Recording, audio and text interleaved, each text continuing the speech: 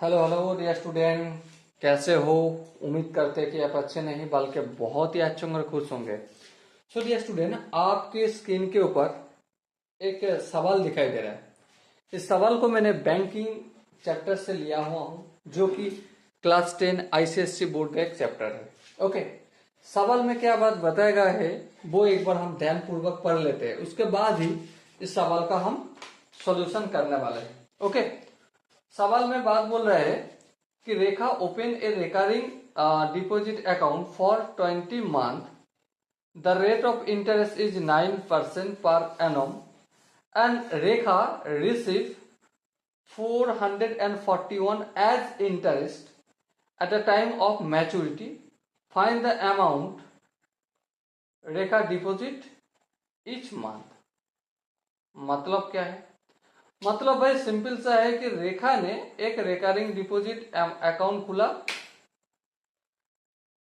कितने दिनों के लिए? 20 मंथ के लिए। तो टाइम पीरियड है 20 मंथ और रेट ऑफ इंटरेस्ट कितना है? 9%।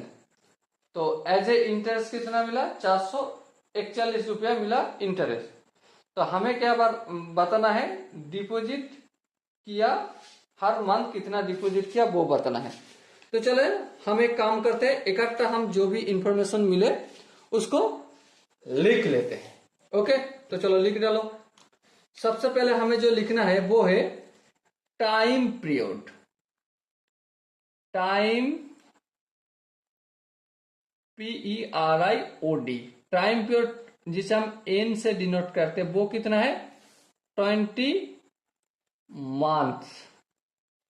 ओके, और रेट ऑफ इंटरेस्ट कितना है? Rate of interest INTEREST, rate of interest है हमारा 9% और इसे हम कैपिटल R से डिनोट करते हैं।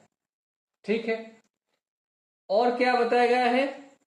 मैच्योरिटी के टाइम पे जो इंटरेस्ट मिला INTEREST इंटरेस्ट मिला वो कितना है? 441 रुपया। तो क्या बताना है? प्रिंसिपल अमाउंट कितना है वो बताना है। तो चले एक काम करते हैं। क्या काम? ये जो हमारा अकाउंट है रेखा जी का, ये अकाउंट दिस अकाउंट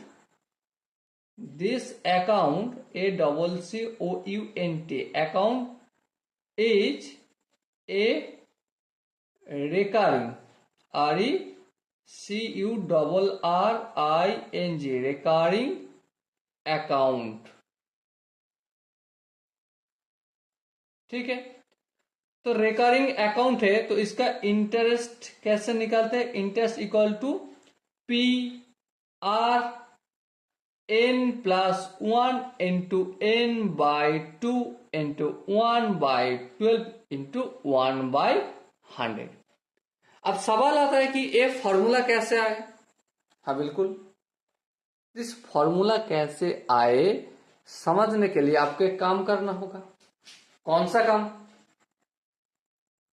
कमेंट में लिखना होगा फॉर्मूला। ओके, तो चलो आगे बढ़ते हैं। देखो already I means interest, interest तो दे चुका है। हाँ, कितना? 441 रुपया। हाँ, पी हमें पता नहीं, पी को पी रख दिया। R mean rate of interest, rate of interest कितना है? 9%, तो 9 लिख दिया। एन कितना है? 20, तो 20 प्लस 1 कितना होगा? 21 इंटू एन, एन मतलब 20 अपॉन 2 इंटू 1/12 इंटू 1/100।